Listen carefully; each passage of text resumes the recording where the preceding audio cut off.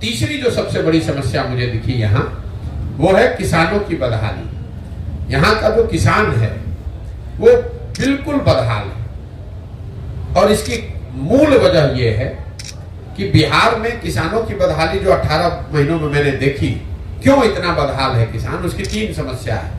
पहली समस्या है बिहार में भूमि सुधार का लागू नहीं होना। इसकी चर्चा यहाँ पर कोई नहीं करता है। फॉरवर्ड बैकवर्ड का नाम लेकर समझता है कि जमीन जो है मालिक वो फॉरवर्ड है, जो जमीन नहीं है वो बैकवर्ड है, इसलिए इसकी कोई चर्चा नहीं करता है। मैं आपको सामने से कह रहा हूं कि बिहार में गरीबी, ग्रामीण गरीबी जो रूरल पॉवर्टी है, उसकी एक मूल वजह है भूमि सुधार का लागू न होना। नतीजा ये हुआ है कि यहाँ पर करीब करीब 1/3 से ज्यादा जमीन डिस्प्यूटेड है। उसको पता ही नहीं कि इसका मालिकाना हक किसके पास है। चाहे वो जमीन सरकार का है, पट्टा दे दिया गरीब को उसका हक नहीं मिला, या चकबंदी की जमीन थी उसमें वो गड़बड़ हो गया, भूदान की हजारों एकड़ जमीन पता ही नहीं कहाँ गया, नदी का कटाव हुआ, नदी इधर से उधर गई, जमीन कहीं से कहीं चला गया, पता ही नहीं चला। और पूरी जो ये राजस्व डिपार्टमेंट है, ये कर्मचारी और कर्मचारियों के साथ जुड़े हुए 4-5 दलाल, जिसको गांव देहात में लोग अटर्नी कहते हैं, इसी पर टिका हुआ है। सरकार के पास लैंड का रिकॉर्ड, उसका मालिकाना हक, उसमें जो जेनरेशनल चेंज है कि भैया बाबूजी नहीं रहे तो किनको मिलना चाहिए, वो हुआ ही नहीं। उसकी वजह से 1/3 जमीन बिल्कुल अनप्रोडक्टिव हो गई, उसका मालिकाना हक डिस्प्यूटेड हो गया।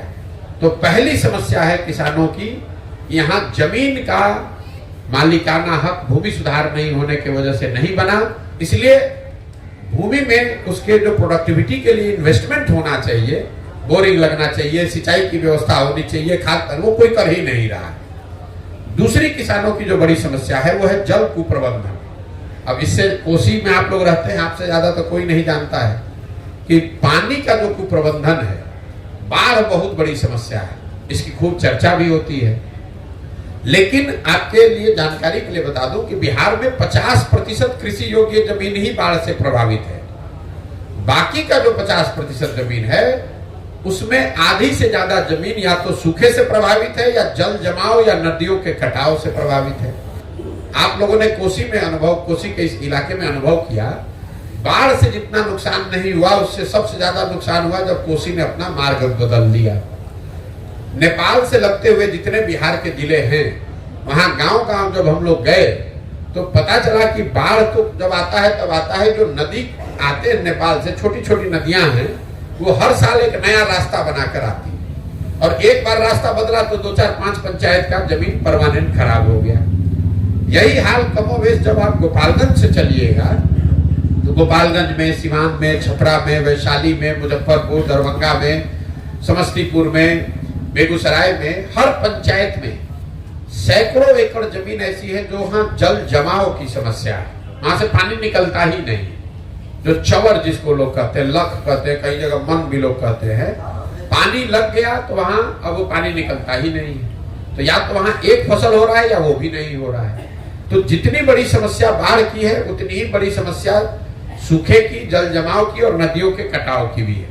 सड़क पर आप चलते हैं तो एक साइड पानी लगा हुआ है इसलिए खेत नहीं हो रहा है, दूसरे साइड सूखा पड़ा हुआ है इसलिए खेती नहीं हो रहा है। तो जो जल पानी जो बिहार के सबसे बड़ी ताकत संपदा हो सकती थी, वो आज हम लोग के लिए अभिशाप बनी हुई है। और तीसरी जो सबसे बड़ी समस्या है किसानों की, वो है यहाँ पर अनाज का सही भाव न मिलना। इन सारे परेशानियों के बावजूद जो बिहार में किसान पैदा कर रहा है, उसको उसका कीमत ही नहीं मिल रहा है।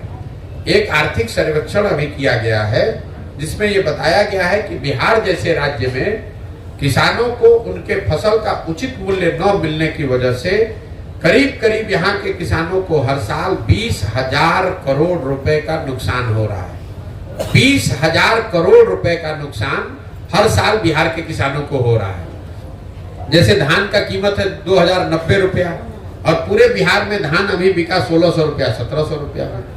गन्ने का कीमत है करीब 2,100 रुपया, गन्ना बिक रहा है 1600। मकई का कीमत है 2,100 रुपया, बिक रहा है 1,600 में, 1,700 में।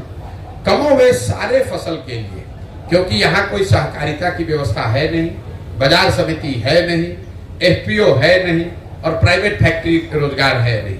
तो आखिर किसान जो है वो बेचेगा किसको? सिर्फ बिचौलियों को बेच रहा है और वो 30% 40% नुकसान करके बेच रहा है।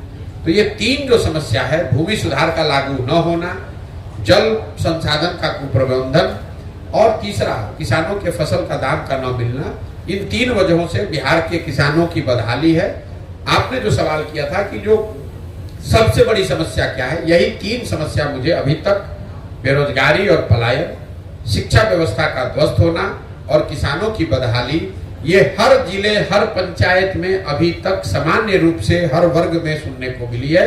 बाकी तो हर जिले की हर पंचायत की अलग अलग समस्या है, लेकिन ये समस्या हर जगह है।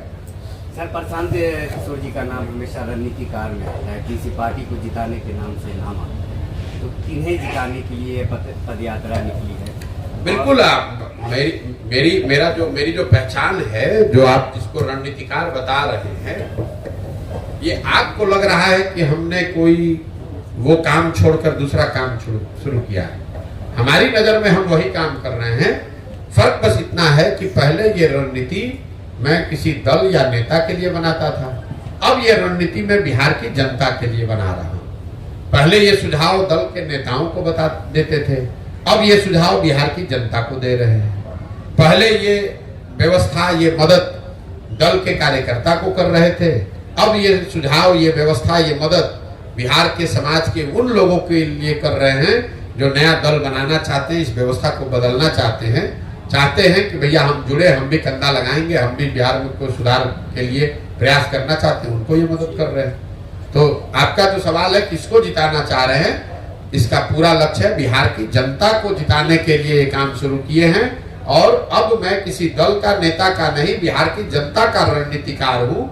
और 10 बरस में जैसे दलों को, नेताओं को जिताया, वैसे लिख कर रखिए, धीरज रखिए, 2 बरस में बिहार की जनता को भी जिताकर आपको दिखाएंगे। कई लोग सवाल कर रहे हैं कि किसी पार्टी के लिए भी काम कर रहे हैं। सवाल करने का तो कोई अंत है नहीं भाई। जिन पार्टी के लिए काम कर रहे हो तो सब पार्टी चुनाव लड़ रहा है, हम तो पार्टी बनाए नहीं। हमने आपको बताया हम काम कर रहे हैं बिहार की जनता के लिए। तो स्वाभाविक है जो जनता से मुफ्त में जिसको वोट मिल रहा है पिछले 25 साल से, उसको तो घबराहट होगी ही। भाई आप भाजपा चलाते हैं तो भाजपा वालों को तो भारी डर यही होगा कि भाई अभी तक जो लालू जी से डर के हमको मुफ्त में वोट देता था, जनता के पास विकल्प हो जाएगा तो भाजपा को वोट नहीं देगा। लालटेन के लोग जो मुफ्त में मुसलमानों को भाजपा का डर दिखाकर वोट लेते हैं, उनको लग रहा है कि भाई मुसलमानों को कोई नया विकल्प मिल जाएगा तो हमको वोट नहीं देगा। तो अगर आपके सामने से थाली अगर कोई छीन कर ले जाएगा तो आप तो थोड़ा बहुत हल्ला मचाइएगा ही। जो हालात है सियासतदानों की बिहार में हो या देश में, क्या जो जैसे हालात है जो देख रहे हैं देश भर में किस तरह से सियासत हो रही है, ऐसे में प्रशांत किशोर पर बिहार की जनता खास करके विश्वास कैसे करेगी कि आज आप अच्छी अच्छी बातें कर रहे हैं जैसे अमूमन सभी नेता बोलते हैं? क्या गारंटी है कल सत्ता में आने के बाद जो अभी स्थिति है उसके अनुकूल? मेरे भाई 17 महीना से हम पैदल चल रहे हैं। आपने या तो मेरी कोई बात, कोई सभा सुनी नहीं, या सुने तो उसको उस पर आपने ध्यान नहीं दिया। हम सभा की शुरुआत में ही कहते हैं, पहला ही लाइन, कि बिल्कुल भी कभी जीवन में प्रशांत किशोर पर भरोसा मत करो, किसी भी नेता पर भरोसा मत करो। ये कभी मत सोचो कि हमको वोट दे दोगे तो हम आकर तुम्हारा जीवन सुधार देंगे। अगर हमको वोट दोगे, हमारे कहने पर वोट दोगे, तो जैसे पहले के लोगों ने धोखा किया, हम भी आपके साथ धोखा कर सकते हैं। इसलिए वोट प्रशांत किशोर को नहीं, मोदी को नहीं, नीतीश लालू को नहीं, वोट अपने बच्चों को दो, अपने खड़ा हो, अपनी व्यवस्था बनाओ, उसमें मालिक मुखिया बनो। प्रशांत किशोर कहाँ दल बनाए हैं कि कह रहे हैं कि हमको वोट दे दीजिए, कि आप भरोसा कीजिएगा कि नहीं कीजिएगा।